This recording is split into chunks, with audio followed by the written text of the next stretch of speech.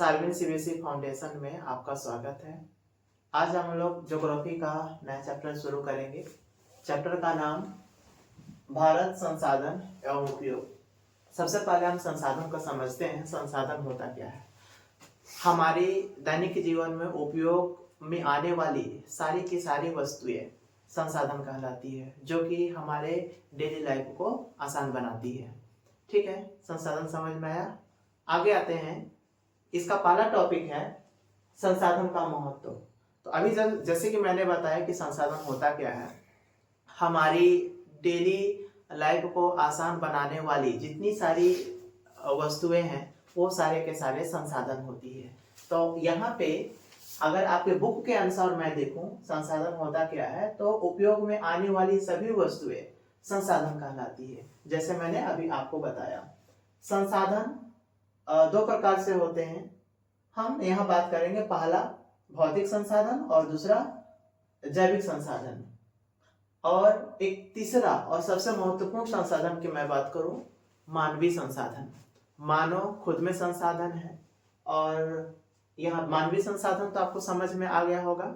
अब हम आते हैं भौतिक संसाधन क्या होता है। तो भौतिक संसाधन में कौन कौन से आते हैं?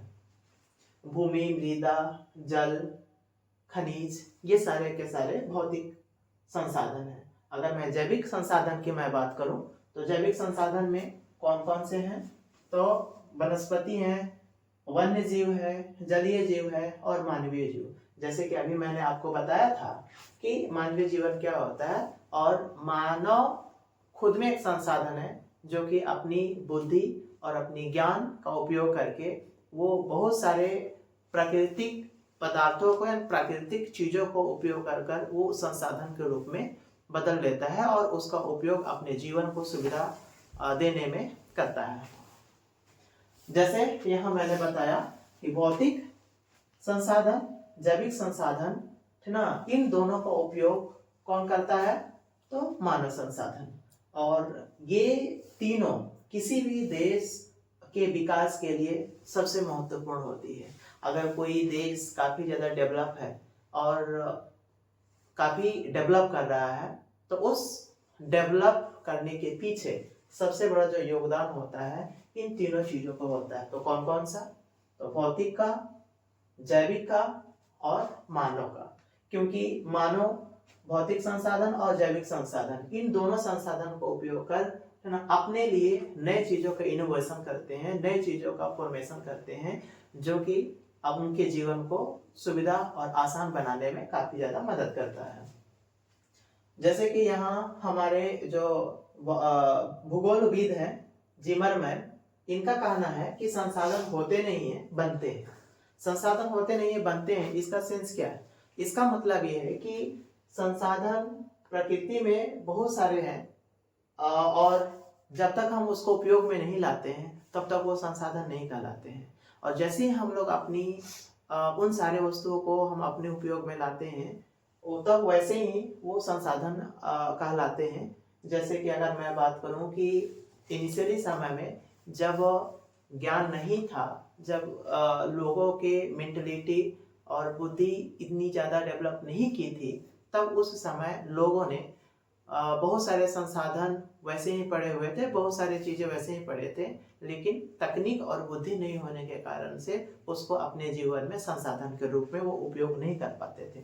जैसे कि मैंने आपको बताया कि संसाधन होता क्या है, कि हमारे दैनिक जीवन को आसान बनाने वाली वो सारी वस्तुएं संसाधन कहलाती है, जैसे मैंने आपको शुरुआत में बताया था। ओके, अब हम यहाँ पे संबंध पढ़ेंगे इन तीनों चीजों के बारे में, जैसे पर्यावरण संस्थाएं और प्रौद्योगिकी, जिसको हम तकनीक भी बोलते हैं। यहाँ पे लिखा नहीं गया है, लेकिन मैं बता रहा हूँ आपको कि प्रौद्योगिकी को तकनीक भी बोल सकते हैं।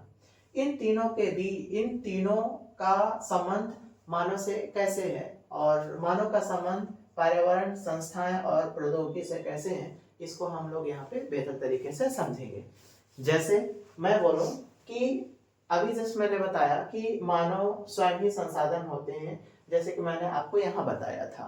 ठीक, अब यहाँ पे मानव खुद में ही संसाधन है। इसका मतलब है कि मानव अपनी ज्ञान और तकनीकी का उपयोग करके बहुत सारे चीजों का अपने जीवन को सुविधा बनाता है और अपने जीवन में बहुत सारे चीजों को आसानी तरीके से उपयोग करता है। जैसे कि बहुत सारे डेवलप देश ऐसे भी हैं जिनके पास प्राकृतिक संसाधन नहीं है, लेकिन मानवीय संसाधन को बहुत ज्यादा डेवलप उन्होंने किया, जिसके कारण से प्राकृतिक संसाधन नहीं होने के बावजूद भी वो अपने को काफी हायर पोजीशन पे रखा है, अपने को काफी ज्यादा डेवलप किया है। और अगर आर्थिक व्यवस्था की मैं बात करूं, है ना, तो उनकी जो अर्थव्यवस्था है, उनकी जो इकोनॉमी है, वो काफी ज्यादा हाई है। जैसे कि मैं जापान की बात करूं, तो जापान, है ना, जापान के पास उतनी सारे प्राकृतिक संसाधन तो नहीं है, लेकिन मानवीय संसाधन इनके पास काफी ज्यादा डेवलप है। ठीक है, और जिसके कारण से जो है वो आगे बढ़ा है।